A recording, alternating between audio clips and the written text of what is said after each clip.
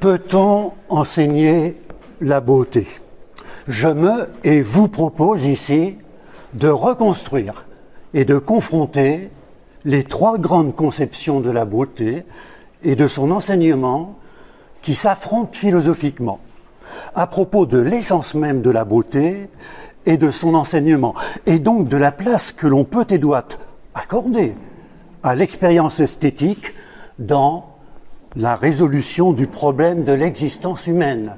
dit Schopenhauer. Problème qui est que nous sommes tendus, chacun d'entre nous, entre notre douloureuse inscription dans la finitude et notre aspiration à une infinitude heureuse. Commençons donc par l'esthétique antique et classique, spéculative, intellectualiste, apollinienne. Apollon étant le dieu de la beauté plastique, de la beauté pure, transcendante, et qui rend son enseignement possible et même obligatoire. La beauté se présente d'abord comme la qualité d'un objet sensible, naturel ou culturel, ou les deux, comme l'homme lui-même, et qui fait que l'homme, le sujet, s'arrête devant cet objet, qui sollicite son attention, en mettant en suspens son affairement dans son monde ambiant, comme si cette apparence sensible, son, couleur, volume, geste, mots, différait de toutes les autres en témoignant d'une étrangeté, d'une altérité, d'une transcendance ou supériorité, et requérait à ce titre sa contemplation, comme si elle venait d'un ailleurs dont elle ne serait que le représentant, et qui lui conférerait son être même et sa valeur, son ordre, sa mesure, son harmonie, sa proportion, et même sa perfection, en nous faisant pressentir qu'il y a autre chose au-delà du sensible. Bref, une idée métaphysique. N'est-ce pas ce que Achenbach fait dire à Socrate dans La mort à Venise de Thomas Mann, en une reprise du Phèdre de Platon, je cite, « Car, remarque-le bien, Phédros, la beauté seule est divine et visible à la fois. C'est par elle, petit Phédros, que l'artiste s'engage dans les chemins de l'esprit. » Fin de citation. Comme le figure par excellence la statuaire grecque antique, qui représente l'homme comme ayant les pieds sur terre, certes, mais en même temps que l'esprit tendu vers les idées, comme en témoigne le regard porté au-delà, et qui donc rayonne d'une beauté à la fois psychique et physique, émanant de l'harmonie de l'âme et du corps, dont la contemplation procure la volupté en repos, provenant du spectacle d'une paisible grandeur. Une telle beauté est donc bien accessible et transmissible, notamment par l'exercice méthodique de la raison et dans et par le dialogue philosophique, comme l'Hippias majeur, le banquet et le Phèdre en témoignent, puisque Platon y établit et nous enseigne donc précisément les distinctions et les articulations conceptuelles que nous venons d'évoquer. Et puisque cette conception spéculative de la beauté pure sera transmise comme modèle à féconder par l'idéal classique de la modernité naissante, aussi bien en peinture qu'en littérature, comme en témoigne notamment Balzac dans le chef-d'œuvre inconnu, où le maître peintre Fraunhofer donne une leçon d'esthétique à la fois discursive et technique à son apprenti Porbus,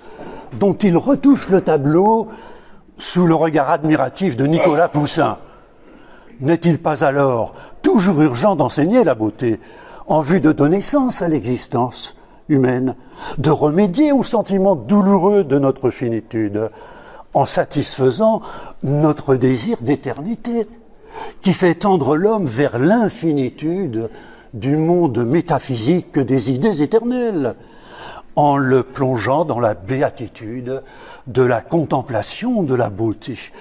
mais aussi de la vérité et du bien. Seule cette conception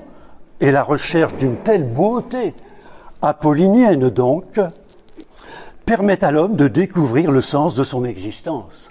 et donc de la justifier pleinement.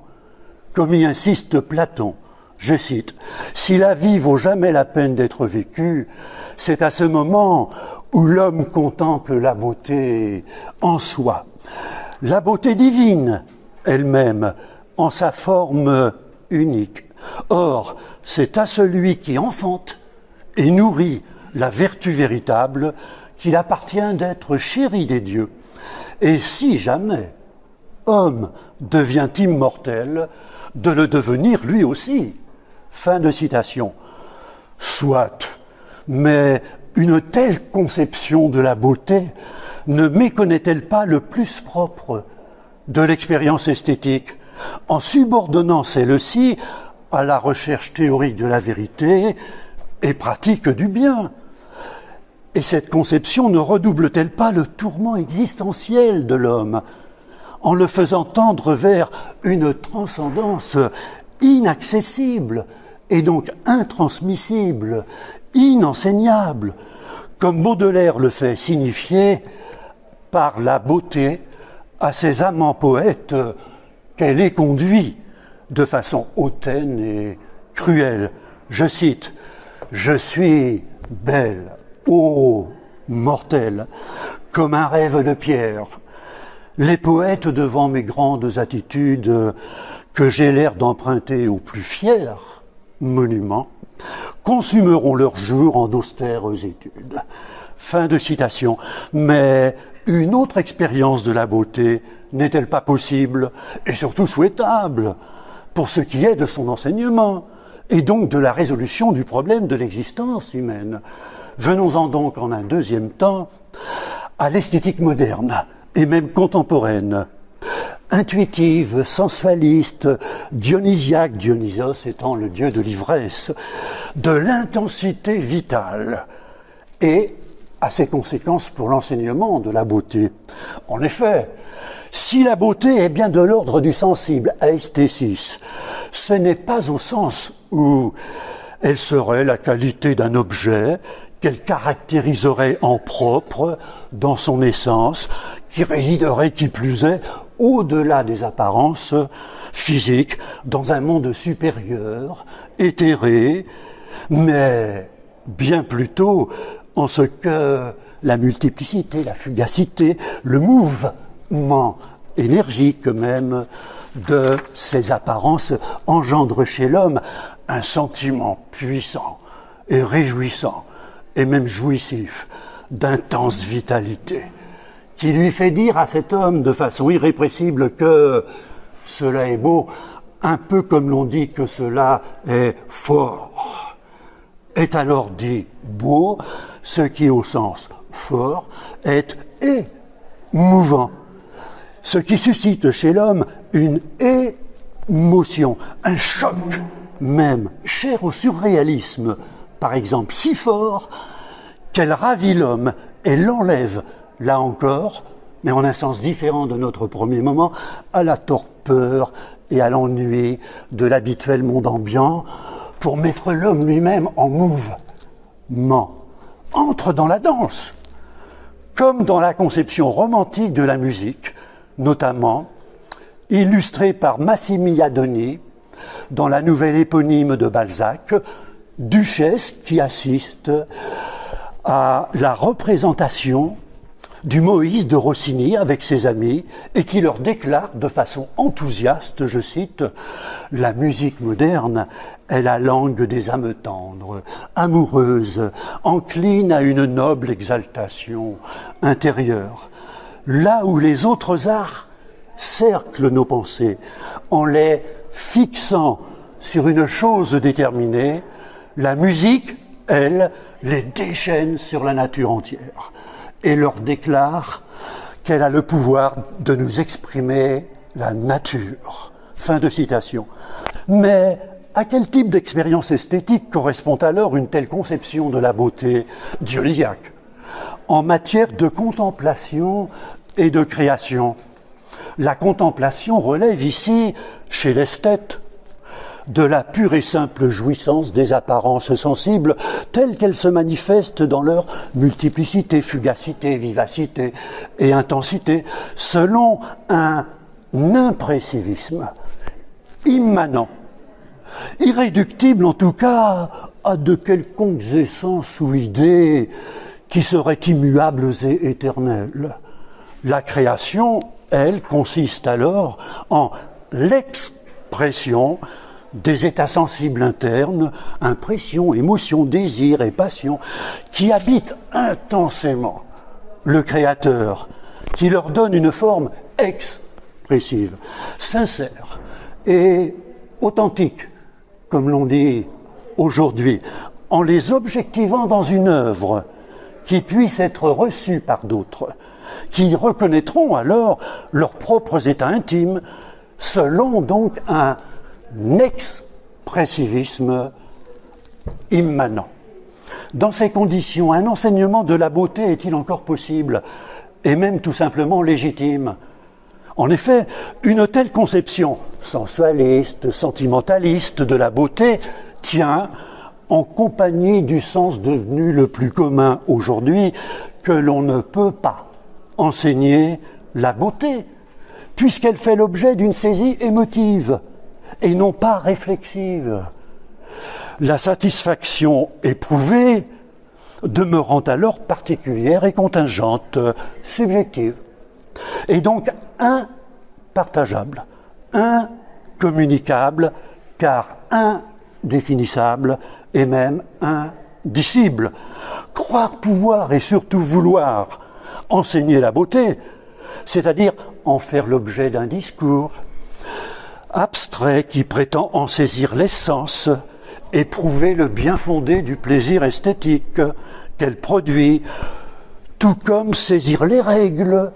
de sa création et de sa contemplation, eh bien, ne serait-ce pas là faire violence à la fois à l'objet contemplé et à la contemplation, en soumettant le charme mystérieux à une critique aussi destructrice que prétentieuse, aussi dégoûtante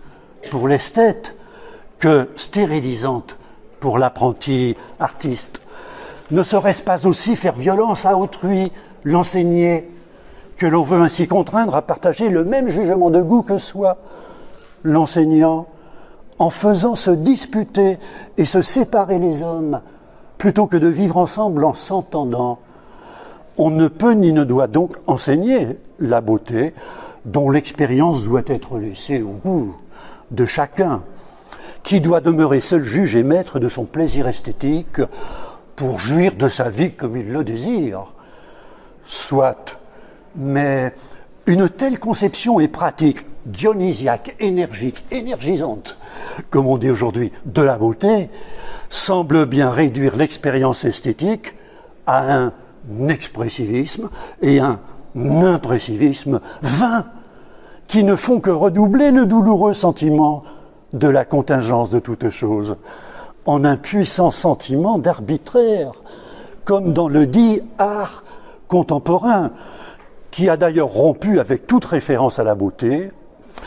en n'y voyant qu'une illusion métaphysique, un académisme esthétique et même un conformisme sociopolitique. Si nous en sommes bien rendus là, pouvons-nous encore espérer reconstruire une expérience esthétique redonnant toute sa place à la beauté et à son enseignement, et se faisant quelque espoir à l'humanité de sortir du nihilisme qui la menace et même la gagne aujourd'hui? Mettons-nous donc en un dernier temps à la recherche de la beauté et de son enseignement perdu, selon une conception qui relève, cette fois, de l'esthétique réflexive, moderne, ou plutôt classique, du beau idéal, transcendantal. Le beau fait l'objet d'un jugement de goût désintéressé, dit Kant, qui dépasse, en les intégrant, selon une synthèse donc qu'il est sublime, la jouissance sensible de l'intensité vitale de notre deuxième moment et la connaissance intellectuelle de l'idée pure de notre premier moment. En effet, la satisfaction esthétique que procure la contemplation du beau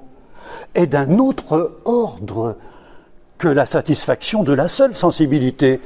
qui consiste en l'assouvissement d'un besoin, désir ou intérêt. Le jugement c'est beau signifiant alors « cela m'est utile » ou « agréable ». Mais la satisfaction esthétique est aussi d'un autre ordre que la satisfaction de la seule raison, qui consiste, elle, en la saisie d'idées intelligibles, universelles et nécessaires. Le jugement « c'est beau » signifiant alors « c'est vrai », « c'est bien », « c'est juste ». Mais ces deux espèces de satisfaction sont alors subordonnées à l'intérêt empirique ou théorique que le contemplateur et le créateur éprouvent pour l'existence de l'objet contemplé, comme un corps nu ou encore une société enfin juste. Objet qui se trouve alors consommé, alors que, au contraire, la contemplation du beau libère l'esprit humain des intérêts de la sensibilité, l'utile et l'agréable, et des intérêts de la raison, le vrai et le bien, l'imagination créatrice ou fictive faisant alors jouir l'homme du libre jeu de ses facultés, qui entretiennent ainsi des rapports désintéressés, libérés avec les objets du monde et leur propre représentation de ces objets, alors jugés beaux précisément pour cette raison, comme en vacances par exemple, où nous trouvons que tout est beau.